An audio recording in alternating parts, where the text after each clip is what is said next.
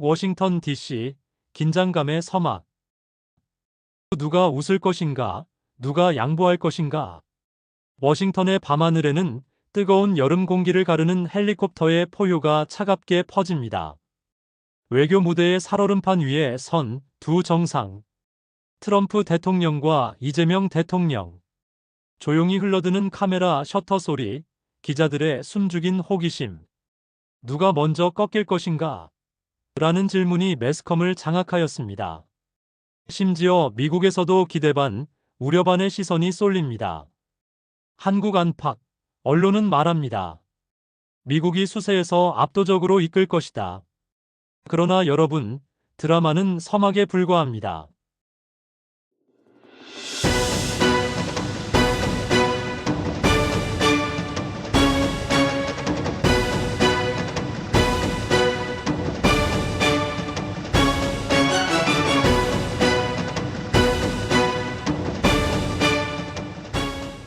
왜 지금 이재명 대통령은 이 복잡한 외교전에 뛰어들었을까요? 그 배경에는 날선 국제 경제 질서, 백악관 내 보수 세력의 반응, 그리고 우리 기업들의 생존 요청이 교차했습니다.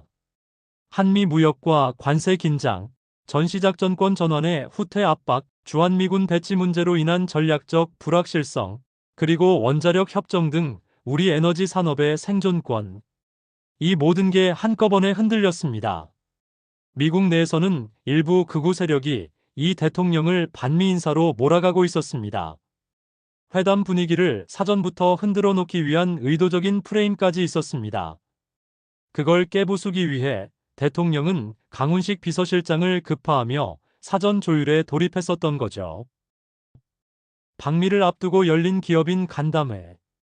이 자리에는 이재용 회장, 서정진 회장을 포함한 주요 기업인들이 함께했습니다.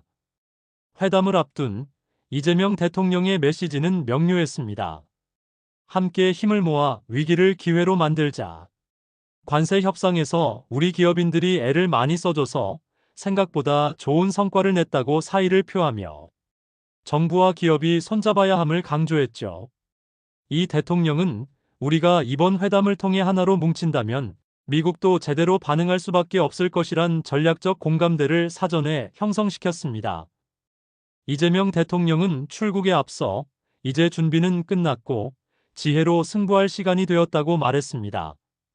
서로 견제하고 계산하고 미묘한 긴장이 오가는 외교 공간 속으로 이재명 대통령은 자신있게 첫 발을 내디뎠으며 본격적인 외교 드라마의 중심에 섰습니다. 미국이 대한민국을 수세로 몰아가려 한다는 세간의 전망을 보란듯이 지혜로 설득으로 움직임으로 대응할 차례가 된 것입니다.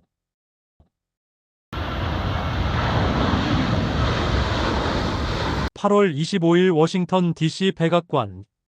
세계 언론의 플래시가 번쩍이고 긴장한 참모들이 숨조차 쉬기 어렵습니다. 도널드 트럼프 대통령이 특유의 직설화법으로 첫 말을 던집니다. 한국이 더 책임을 져야 할 때입니다. 방위비, 관세, 전략적 유연성, 이제는 말로만 안 됩니다. 이재명 대통령은 조용히 미소를 지었습니다. 대통령의 손에는 준비된 자료가 있었지만 그는 먼저 종이를 내려놓고 상대의 눈을 바라봤습니다. 대통령님, 우리가 진정으로 원하는 건 동맹의 미래이지 계산서가 아닙니다. 순간 회담장의 공기가 바뀌었습니다. 먼저 미국 측은 새로운 관세 부과를 통해 자국 제조업을 보호하려 했습니다. 한국 자동차와 반도체에 추가 세율을 적용해야 한다.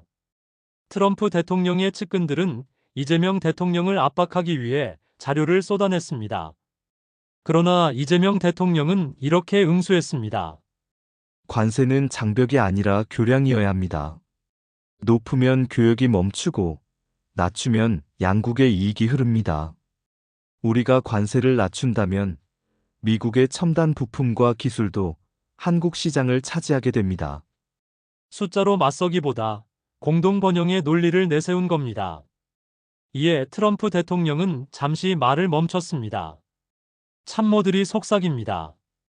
이건 예상 밖이야. 협상 지형이 흔들리고 있어. 뒤이어 양측은 전시작전권 전환에 대한 협의를 시작하였습니다. 미국 측은 전작권 전환 시점을 늦추려 했습니다. 동북아 정세가 불안정하다. 지금은 위험하다. 하지만 이재명 대통령은 단호했습니다. 주권을 준비 없이 요구하는 것이 아닙니다. 미국과 한국이 더 큰 신뢰를 구축할 기회로 삼자는 겁니다. 여기서 그는 미군의 전략적 유연성과 전작권 전환 문제를 연결시켰습니다. 미군의 기동성을 보장하는 대신 우리는 정보자산과 기술을 공유받습니다. 그러면 전작권 전환도 주둔비 문제도 갈등이 아닌 신뢰의 증거가 되죠. 트럼프 대통령의 표정은 복잡해졌습니다. 언론에 노출되던 강경 이미지와 달리 실제 회담에서는 계산기를 두드리듯 깊게 생각하는 눈빛이었습니다.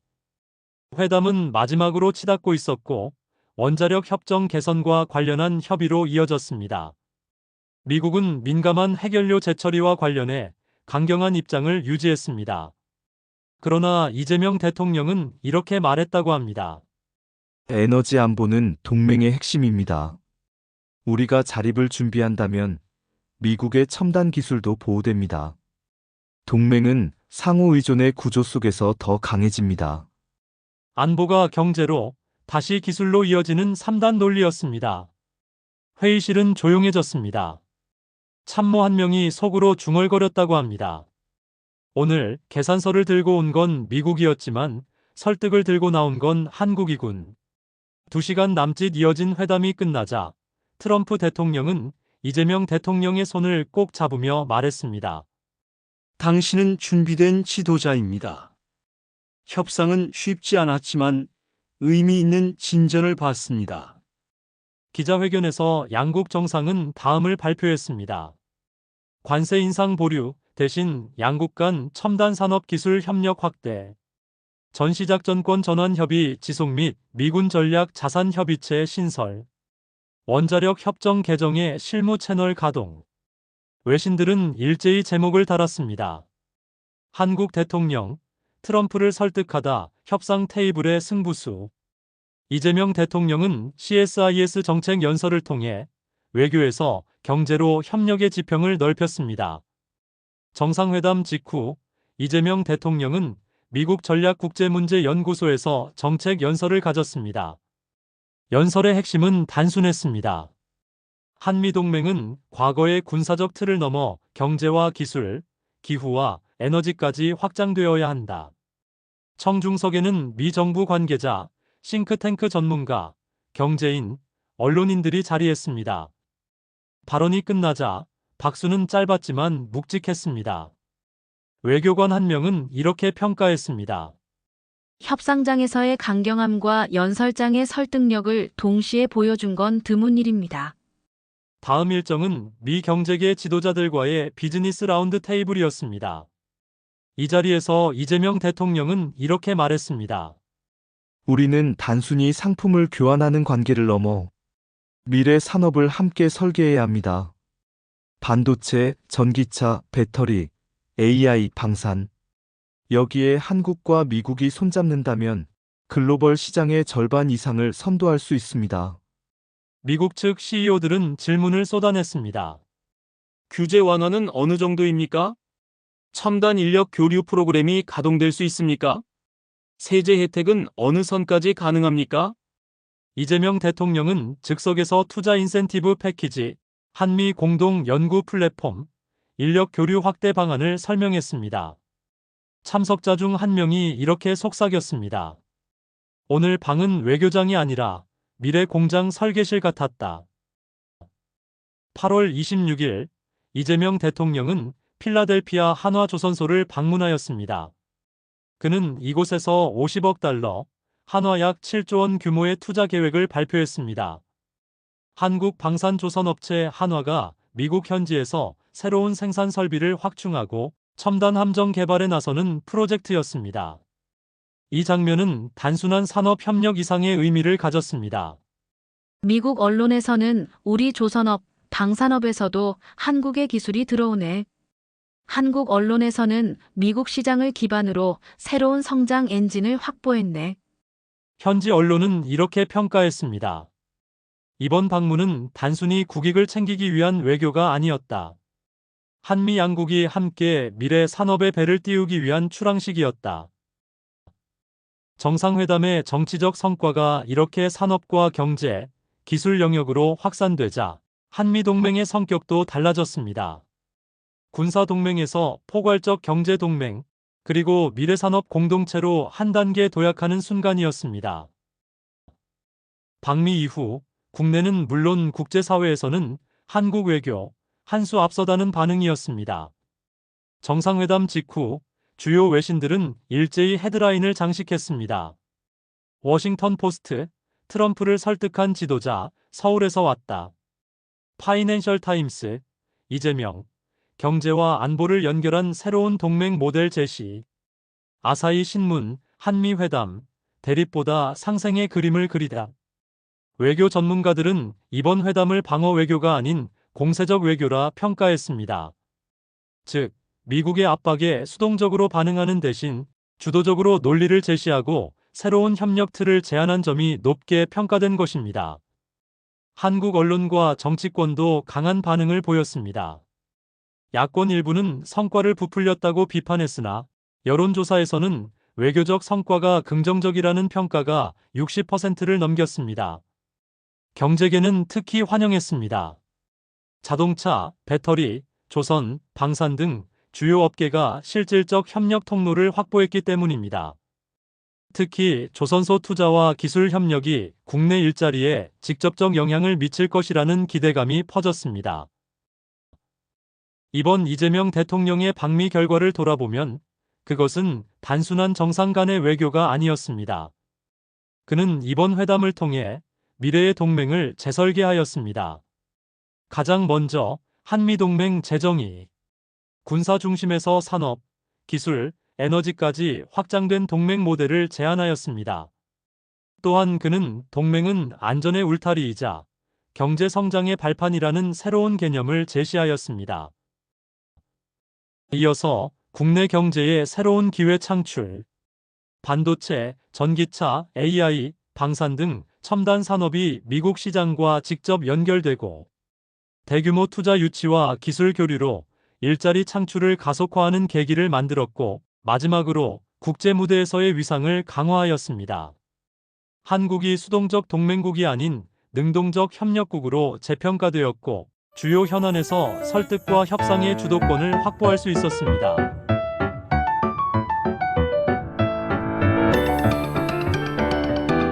백악관 회담을 마치고 돌아오는 길, 이재명 대통령은 참모에게 이렇게 말했다고 전해집니다. 우리는 큰 싸움에서 이겼다고 말하지 않을 겁니다. 하지만 한 걸음 더 나아갔다고 말할 수는 있겠죠. 워싱턴의 뜨거운 여름 공기 속에서 시작된 외교 드라마. 그 결말은 승리보다 더 큰 가치인 신뢰의 구축이었습니다. 그리고 이 신뢰는 향후 한미 관계뿐 아니라 한국 경제와 외교의 미래를 새롭게 디자인할 설계도가 될 것입니다. 워싱턴을 떠나는 날, 공항 대기실에서 이재명 대통령은 짧은 메모를 남겼다고 합니다. 외교는 전투가 아니다. 우리의 미래를 설계하는 건축이다. 그의 얼굴에는 피곤함과 동시에 묘한 안도감이 섞여 있었습니다. 이번 방미가 남긴 것은 단순한 합의문 몇 줄이 아니라 한미동맹을 다시 정의하려는 새로운 시작이었다는 사실을 스스로도 알고 있었기 때문입니다. 귀국 직후 대통령은 특별 연설을 했습니다. 목소리는 차분했지만 확신으로 가득 차 있었습니다.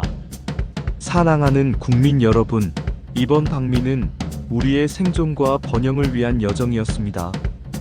우리는 압박을 피하지 않았고 당당하게 설득했습니다. 결과는 시작에 불과합니다. 관세 문제, 방위비, 전자권 전환, 원자력 협정, 이 모든 것은 한 번의 회담으로 끝날 수 없습니다. 그러나 우리는 지혜로 한 걸음을 내디뎠습니다. 이제 남은 길은 우리 모두의 몫입니다. 동맹을 지키고 경제를 살리고 세계 속 한국의 미래를 함께 열어갑시다.